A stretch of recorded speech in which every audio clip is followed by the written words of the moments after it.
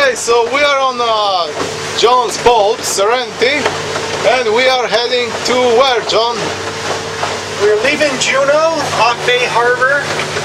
We have about 6 to 8 hours, depending on the weather and the conditions, which we have very favorable right now. We should be out in Elfin Cove this evening.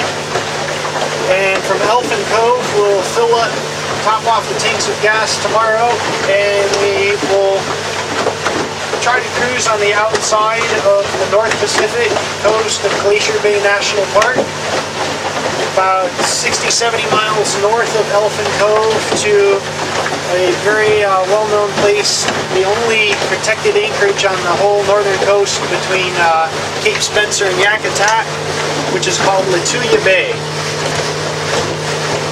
So how much gas do you think we're going to use? Well, what do we just put in 80 gallons, so we got about 100 gallons of gas on board right now, and probably the entire trip will probably use a little over 200 gallons. Okay, so what's so special about Lituya Bay? Lituya Bay is a place that's very well known in the Native American folklore for having a lot of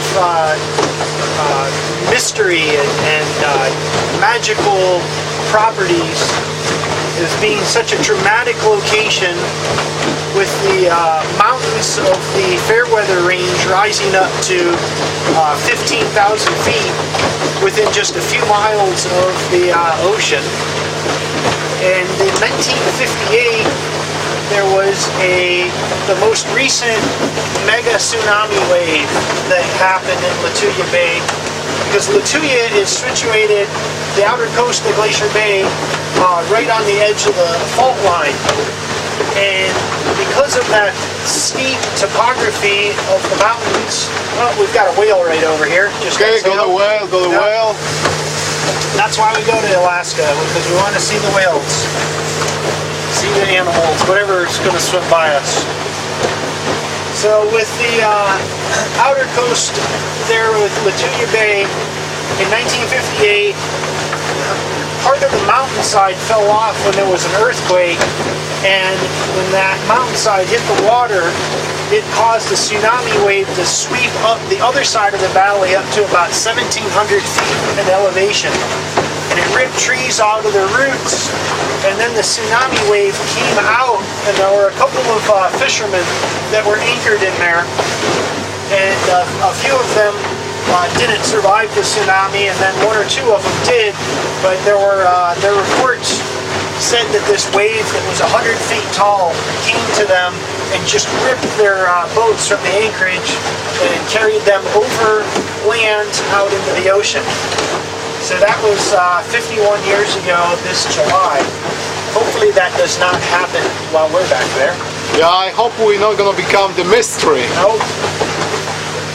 But everybody that I've talked to who's been back there just says it's such a spectacular location. We're hoping with this weather we're going to get some of the opportunities for the photos and the paintings that we chase after. Well, last year we tried it, but the weather was really bad, and the waves were pretty high, and couldn't take the risk. Now, since this is such a small boat, it's a 22-foot sea dory. As long as the North Pacific's going to cooperate, we're only going to have a few foot seas from the swells and no big windstorms coming in, we'll be fine to make that run. We just got to be very cautious about it. And last year Dominik and I experienced just a taste of what it was like when it was blowing like hell out there and 15-foot seas. Not really the kind of weather I should be cruising this boat around in. And since it's 60 miles of open water that we've got to cross, we got to time that just perfectly.